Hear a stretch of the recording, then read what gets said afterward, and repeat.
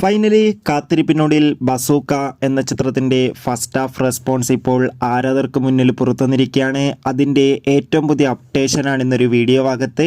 വീഡിയോയ്ക്ക് മുൻപ് video like ചെയ്യുക, ചാനൽ സബ്സ്ക്രൈബ് ചെയ്യാൻ വേണ്ടി ശ്രമിക്കുക. മമ്മൂട്ടി, ദിവ്യ പിള്ളെ, ഷൈം ടോൺ ചാക്കോ എന്നൊക്കെ പ്രധാന കഥാപാത്രങ്ങളായി ഇന്ന് ഏപ്രിൽ 10 റിലീസിനെത്തിയ ചിത്രമായിരുന്നു ബസൂക്ക. എല്ലാ സിനിമാ പ്രേമികളും ഒരേപോലെയാണ് ബസൂക്ക എന്ന ചിത്രത്തിൻ്റെ റിലീസിനായി ഏറെ ആകാംക്ഷയോടെ കാത്തിരുന്നത്. ഫൈനലി ബസൂക്ക എന്ന ചിത്രത്തിൻ്റെ ആദ്യ ഷോ കേരളത്തിലെ വിവിധ തിയേറ്ററുകളിൽ രാവിലെ കൃത്യം 9 മണിക്ക് തന്നെ ആരംഭിച്ചിട്ടുണ്ടായിരുന്നു. അതുകൊണ്ട് തന്നെ ഒരുപാട് പ്രതീക്ഷകളായിരുന്നു ചിത്രത്തിന് വേണ്ടിയിട്ടുണ്ടായിരുന്നത്.